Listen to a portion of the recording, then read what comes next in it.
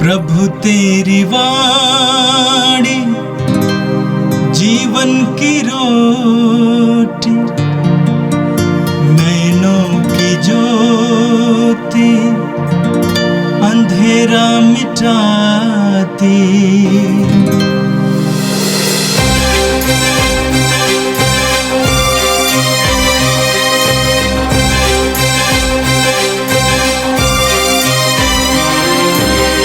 प्रभु तेरी वाणी जीवन की रोटी, नैनों की ज्योति अंधेरा मिटाती।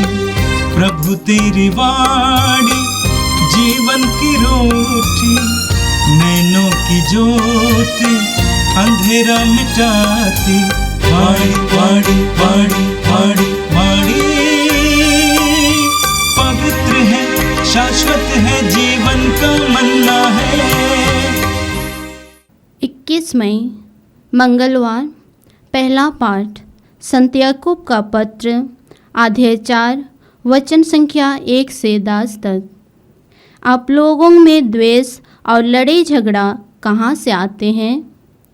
क्या इसका कारण यह नहीं है कि आपकी वासनाएं आपके अंदर लड़ाई करती हैं? आप अपनी लालसा पूरी नहीं कर पाते और इसलिए हत्या करते हैं। आप जिस चीज़ के लिए ईर्ष्या करते हैं उसे नहीं पा सकते हैं और इसलिए लड़ते झगड़ते हैं। आप प्रार्थना नहीं करते इसलिए आप लोगों के पास कुछ नहीं है। जब आप मांगते भी हैं तो इसलिए नहीं पाते हैं कि अच्छी तरह से प्रार्थना नहीं करते। आप अपनी वासनाओं की तृप्ति के लिए धन की प्रार्थना करते हैं। रे कपटी तथा बेईमान लोगों, क्या तुम यह नहीं जानते कि संसार से मित्रता रखने का अर्थ है ईश्वर से बैर करना? जो संसार का मित्र होना चाहता है वह ईश्वर का शत्रु बन जाता है। क्या तुम समझते हो कि धर्म ग्रंथ अकरण कहता है कि ईश्वर ने जिस आत्मा का हम में समावेश किया है वह उसको अपने लिए ही चाहता है, इसलिए वह हमें प्रचुर मात्रा में अनुग्रह देता है। जैसे कि धर्म ग्रंथ में लिखा है, ईश्वर घमंडियों का विरोध करता किंतु विनीतों को अनुग्रह प्रदान करता है। आप लोग ईश्वर के अधीन रहिए, शैतान का सामना कीजिए और वह आपके पास से भाग जाएगा। ईश्वर के पास जाइए और वह आपके पास आएगा।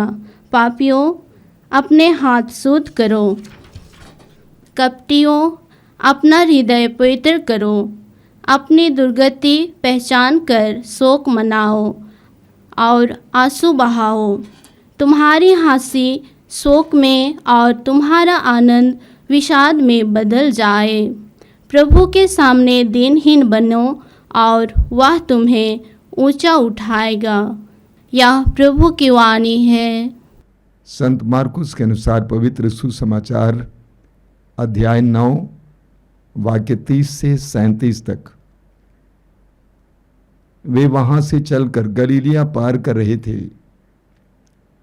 ईसा नहीं चाहते थे कि किसी को इसका पता चले, क्योंकि वे अपने शिष्यों को शिक्षा दे रहे थे। ईसा ने उनसे कहा, मानव पुत्र मनुष्यों के हवाले कर दिया जाएगा। वे उसे मार डालेंगे और मार डाले जाने के बाद वह तीसरे दिन जी उठेगा।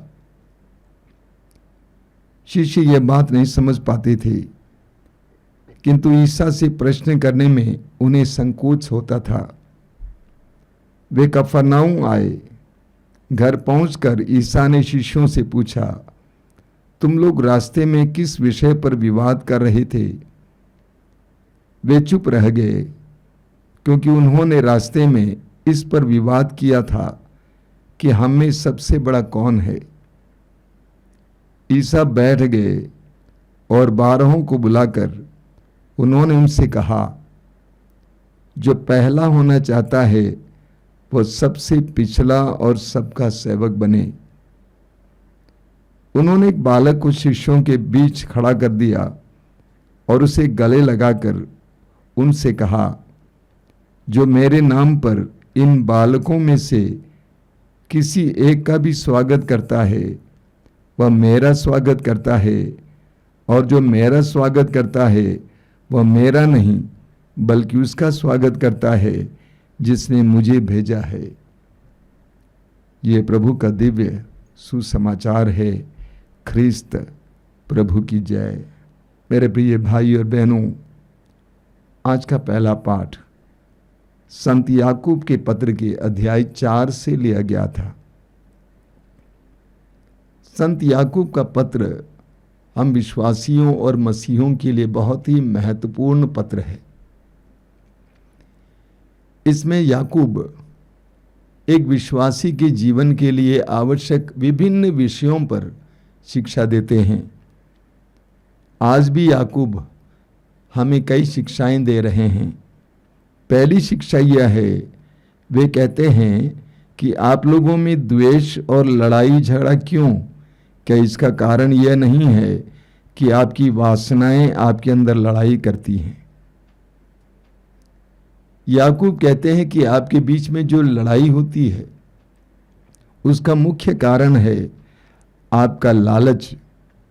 आप अपनी लालसा पूरी नहीं कर पाते, इसलिए हत्या करते हैं। आप जिस चीज के लिए ईर्ष्या करते हैं उसे नहीं पाते, इसलिए लड़ते झगड़ते हैं।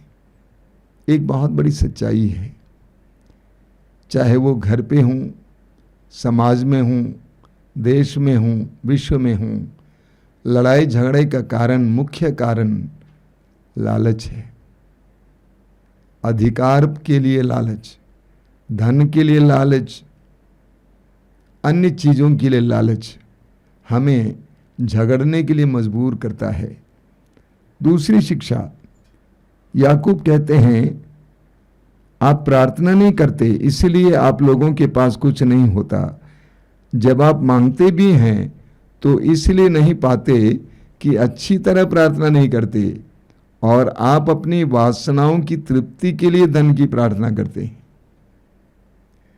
याकूब कहते हैं कि आपकी प्रार्थनाएं क्यों नहीं सुनी जाती हैं। पहला कारण वे बताते हैं अच्छी तरह प्रार्थना नहीं करते।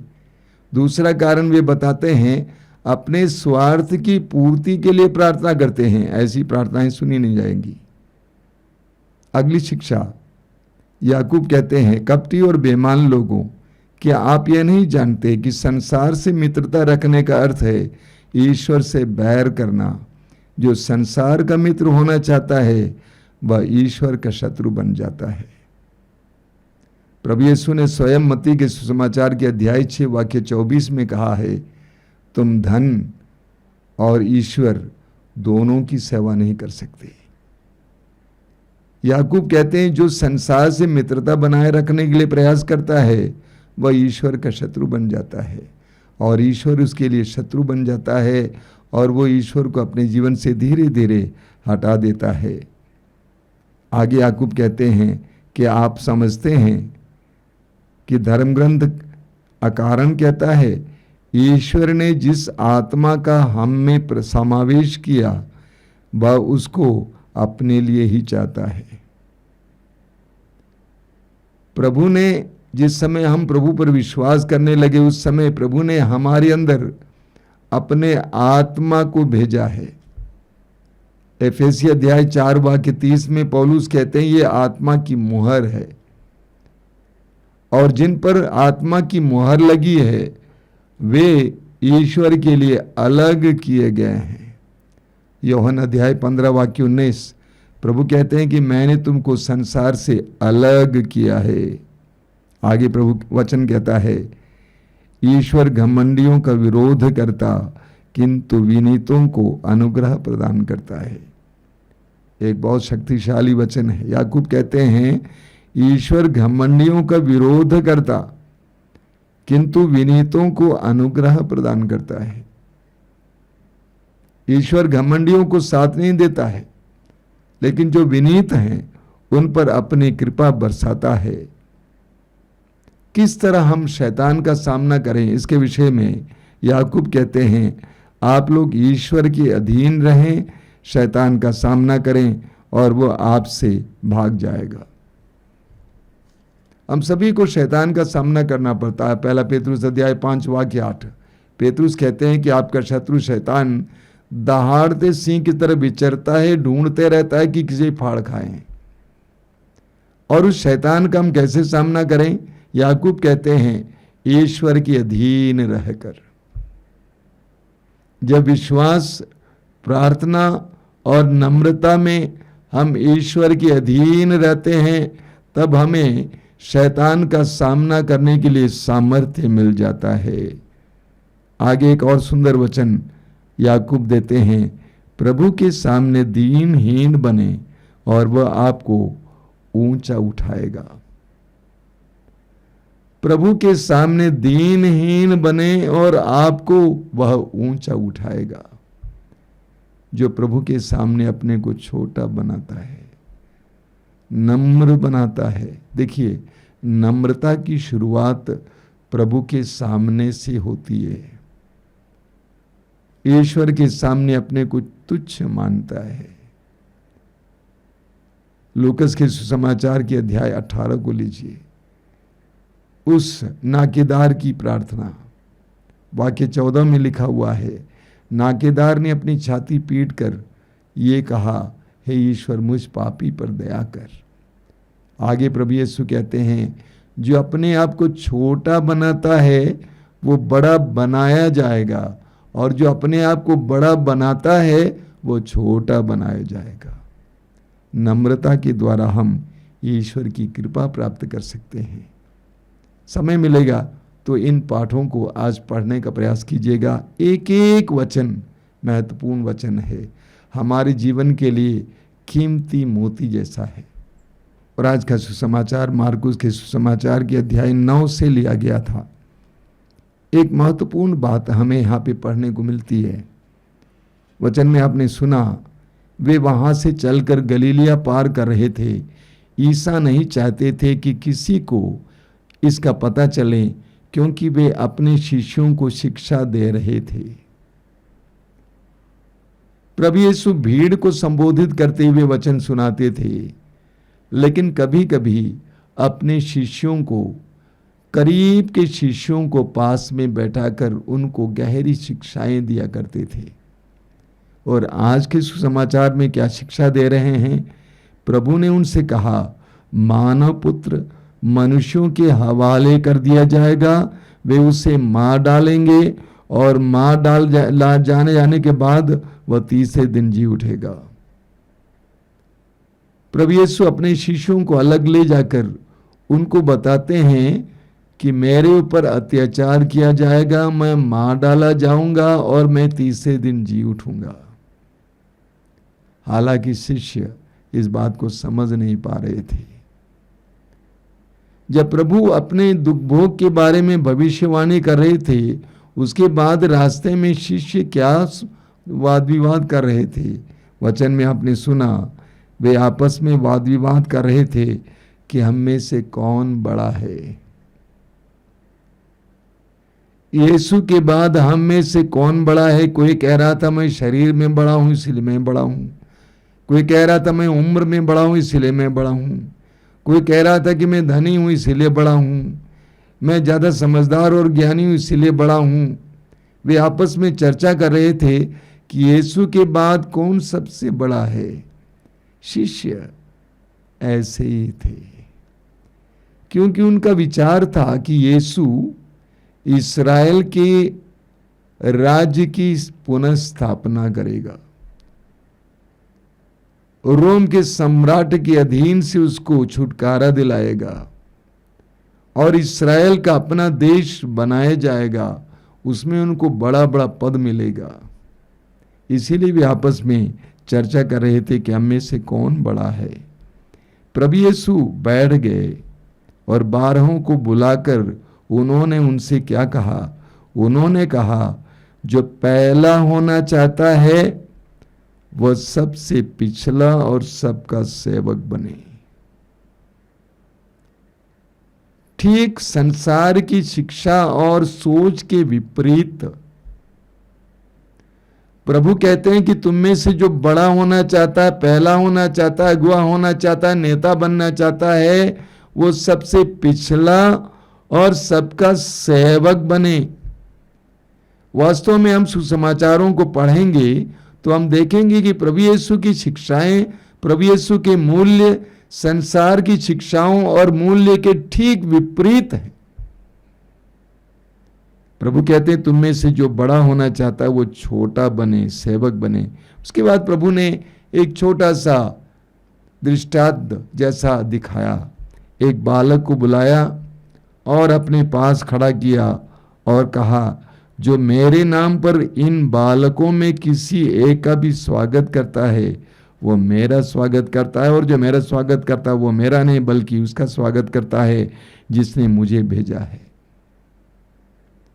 आज के जमाने की तरह उस जमाने में भी बच्चों को छोटे समझे जाते थे। कोई गंभीर बात होती है बच्चों को बोलते थे तुम जाओ, तो बच्चों को कोई स्थान नहीं दिया जाता था। कहाँ स्थान नहीं। प्रभु यीशु कहते हैं कि छोटे से छोटे व्यक्ति को जो अपनाता है, सम्मान देता है, जो हृदयंगम करता है, आदर दिखाता है, वह मुझे आदर दिखाता है, मुझे सम्मान देता है। देखिए यीशु की शिक्षाएं पूरी तरह से संसार की शिक्षाओं की विपरीत हैं। मत्ती के सुसमाचार के अध्याय 25 में वाक्य 40 में प्रभु कहते हैं, मेरे इन भाइयों में से, छोटे से छोटे भाइयों में से किसी एक के लिए भी तुमने जो कुछ किया वो तुमने मेरे लिए किया।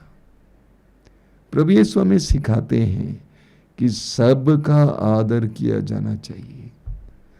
हर मनुष्य हमारे आदर का योग्य है। हर मनुष्य ईश्वर का प्रतिरूप है। हर मनुष्य में ईश्वर निवास करता है, इसलिए हर मनुष्य हमारे सम्मान और आदर के योग्य है। हमें प्रभु यीशु से बहुत कुछ सीखना है। आइए हम प्रार्थना करें। धन्यवाद देते हैं प्रभु आज के सुंदर दिन के लिए, तेरी शिक्षाओं के लिए धन्यवाद देते हैं। एक एक शिक्षा के द्वारा तू हमें जीवन के रहस्य बता देता है, हमें सिखाता है कि हमें तेरे शिष्य होते हुए कैसे जीवन जीना चाहिए। हे प्रभु यीशु हमें आशीष दीजिए कि हम तेरा अनुकरण कर सके। हे प्रभु इन वचनों को सुनने वाले मेरे भाई बहनों को आशीर्वाद दीजिए। आज का संपूर्ण दिन उनके लिए कृपा का दिन बने, आशीष का दिन बने। आमीन।